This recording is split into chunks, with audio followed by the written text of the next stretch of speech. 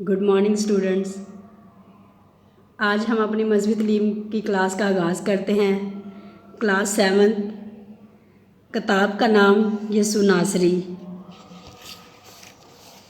सबक नंबर 6 यसु मसीह बियाबान में। आज हम यसु मसीह के बारे में पढ़ेंगे कि किस तरह यसु मसीह बपतिस्मा लेने के बाद बियाबान में चले गए और बियाबान में जाने का उनका मकसद क्या था और बियाबान में वो किस तरह शैतान के साथ 3 आजमाइशों में आजमाए गए और शैतान को उसके मकसद में फ़ेल किया था। यूहन्ना अस्तबागी से बपतिस्मा पाने के बाद खुदावंद यीशु मसीह यहूदिया के बियाबान में चले गए ताकि शैतान उन्हें आजमाए। मुकद्दस मत्ती की अंजील 4 बाब 1 आयत। खुदावंद यीशु मसीह अपनी मर्ज़ी से बियाबान में नहीं गए, बल्कि खुदा का रूह जो बपतिस्मा के वक्त कबूतर की मानिंद उस पर उतरा था, उसी रूह ने उसे बियाबान में भेज दिया। मुकद्दस मरकज़ की अंजील 1 बाब 12वीं आयत। खुदावंद यीशु मसीह ने आजमाइश को खुद दावत नहीं दी। वो ये वक्त अकेले तन्हाई में गुजारना चाहते थे। जब हम अकेले तन्हाई में वक्त गुजारना चाहते हैं, वो वक्त होता है खुदा के साथ बातें करने का, दुआ करने का, ताकि वो अपनी अलानिया ज़िंदगी का आगाज़ करने से पहले अपने मिशन पर गौर व फिक्र कर सके। जब हम कोई नया काम करने लगते हैं तो उससे पहले हमें क्या करना चाहिए? दुआ करनी चाहिए, उसके बारे में सोचना चाहिए कि मैं किस तरह उसका स्टार्ट लूँ। बियाबान आजमाइश की जगह थी, हर तरफ खतरात थे। दिन को शदीद गर्मी होती थी और रात को सर्द हवाएं चलती थी। जंगली जानवरों का भी खतरा होता था। खुदावंद यीशु मसीह बियाबान में दुआ करते थे। उन्होंने 40 दिन और 40 रात रोज़ा रखा, जो कि आज कल हम भी 40 दिन और 40 रात का ये जो रोज़ा था अभी हम 40 दिनों में रखते हैं, क्योंकि खुदावंद यीशु मसीह ने ये रोज़ा रखा था और हम मसीहों को भी यही दावत दी है कि हम भी अपनी ज़िंदगियों पर ध्यान और ज्ञान करें, उस पर गौर करें और रोज़ों में ख़ास तौर पर ज़्यादा से ज़्यादा दुआ करें। शैतान को मालूम था कि यीशु कहाँ है, वो भी उन्हें आजमाने के लिए वहाँ आ पहुँचा। जब 40 दिन और 40 रात रोज़ा रखने के बाद खुदावंद यीशु मसीह को भूख लगी। खुदावंद यीशु मसीह खुदा का बेटा था, खुद खुदा था, लेकिन इंसानी जिस्म था उसके पास, जिसके वजह से इंसान होते हुए उन्हें भी भूख लगी थी।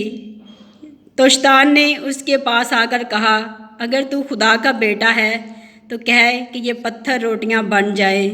मुकद्दस मत्ती की अंजील 4 बाब 3 आयत। शैतान जानता है कि भूख इंसान के ज़हन को तारीक कर देती है। उसका ख्याल था कि खुदावंद यीशु मसीह 40 दिन और रात से भूखे थे, वो यकीनन शैतान की इस तजवीज़ को मान लेंगे। और शैतान ये भी जानता था कि वो खुदा का बेटा है, इसलिए शैतान ने उसकी कुदरत को चैलेंज किया। मगर खुदावन ने शैतान को जवाब दिया कि इंसान सिर्फ रोटी ही से नहीं जीता, बल्कि हर एक कलमे से जो खुदा के मुंह से निकलता है। खुदावंद यीशु मसीह ने 5 रोटियों और 2 मछलियों से 5000 को सैर किया। मुकद्दस मत्ती की अंजील 14 बाब 17 आयत। अगर वो चाहते तो अपने लिए मौजज़ा कर सकते थे, मगर उसके तमाम मौजज़ात दूसरों की भलाई के लिए थे। खुदावंद यीशु मसीह ने शैतान की इस तजवीज़ को रद्द कर दिया।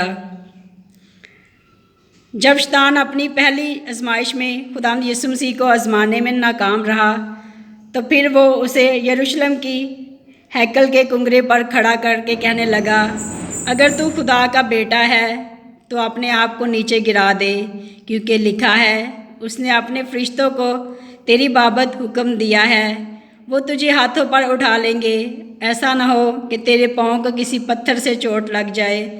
मुकद्दस मत्ती की अंजील 4 बाब 6 आयत।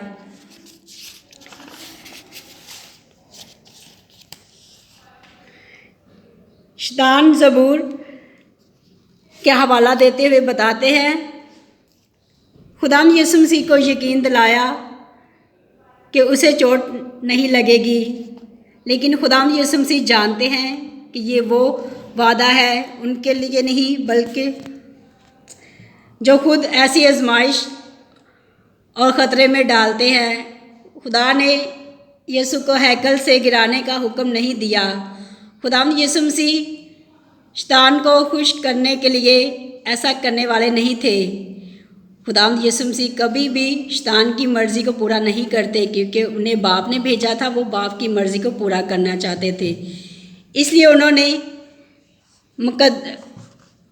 कलाम मुक़द्दस से तशनिया शरा 6 बाब 16 आयत का हवाला देते हुए शैतान को जवाब दिया था खुदावंद यीशु मसीह ने, तू खुदावंद अपने खुदा को मत आजमा, इस आजमाइश पर गालिब आकर खुदावंद यीशु मसीह ने हमें नमूना दिया कि हमें अपने आसमानी बाप पर भरोसा करना चाहिए और हमें किसी ऐसी आजमाइश वाली जगह पर नहीं जाना चाहिए जहां उसकी मर्ज़ी ना हो।